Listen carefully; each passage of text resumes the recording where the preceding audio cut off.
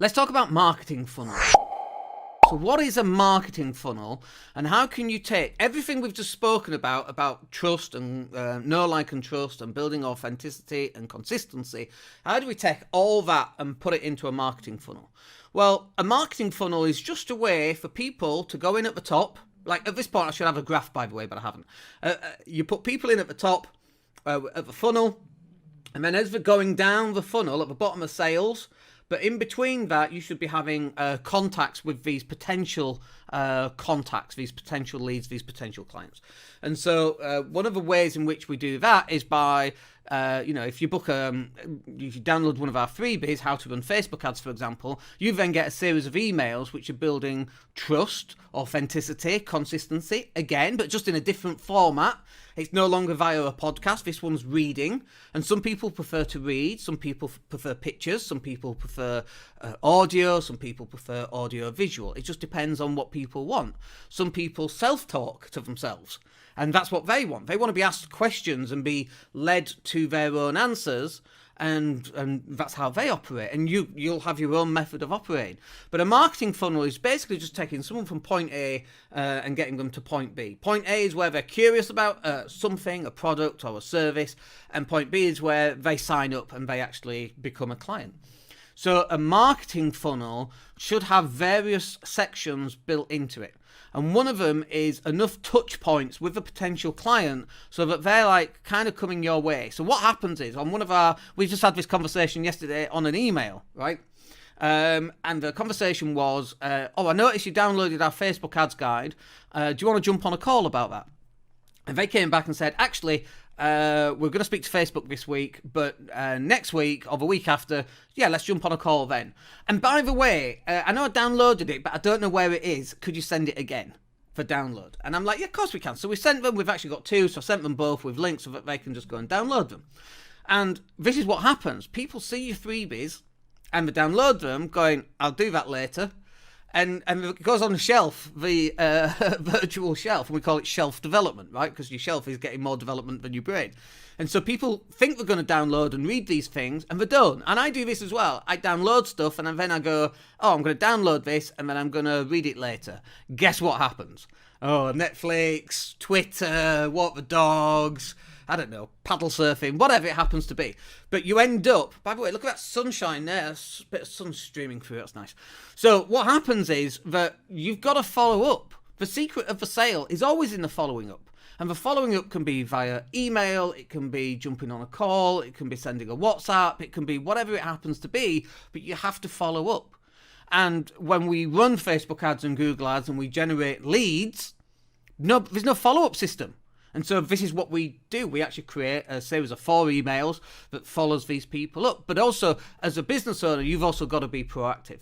We use ActiveCampaign in-house, and one of the reasons why we absolutely love ActiveCampaign is that if you've downloaded something, if you subscribe and then click a link, on ActiveCampaign, it actually tells me who's clicked that link. I can see what the latest activity is by who.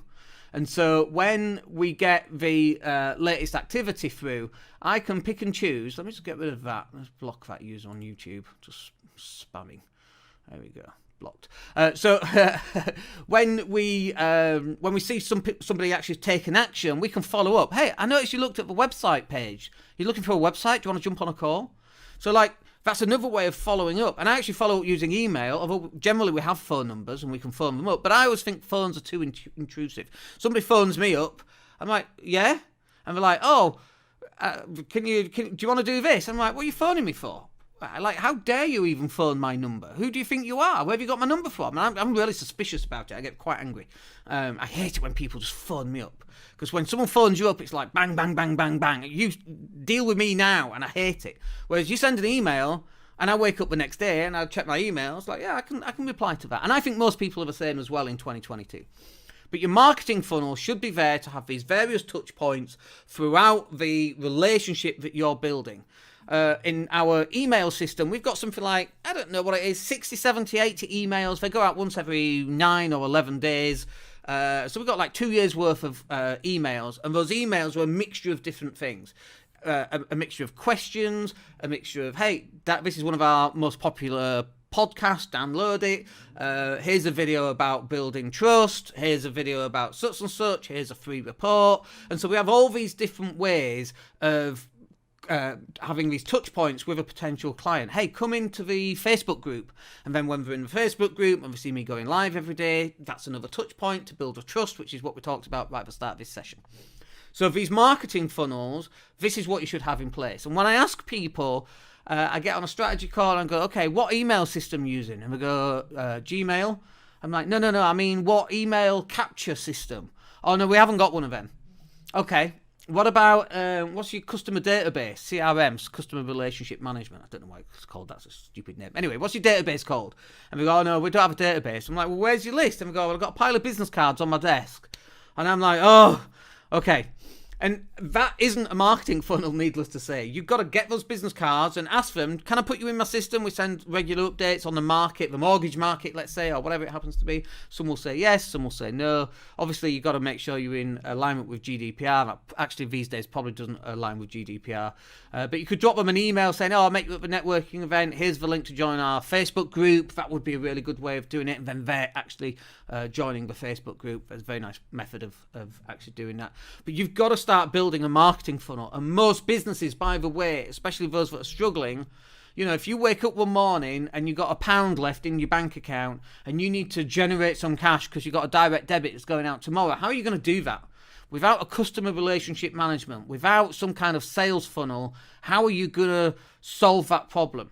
Like, if that was me, I could wake up this morning, I can send an email out to the list, get 50% off websites, we close 2 websites, we generate some cash, it goes in, the direct debit goes out, right?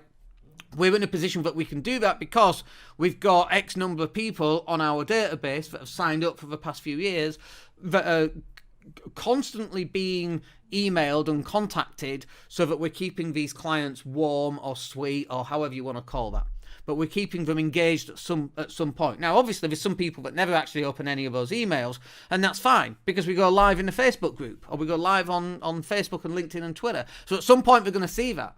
Or they've subscribed to the downloads on iTunes, or they get access to our short videos that we then send out. You know, the copies of this video that are just for the particular sections here on the site. So we get, you know, more than one bite at the cherry, and that's what a sales funnel is. And, you know, we call them marketing funnels, but really it's a marketing and a sales funnel. The best kind of sales that you want are those when you get on a strategy call for 45 minutes, and we've had several of these, by the way, and they go, yeah, no, we just need to sign up. No, you don't even know how much it is yet. Yeah, no, I know, but we just need to sign up. Okay. Like, that happens, by the way, which is amazing.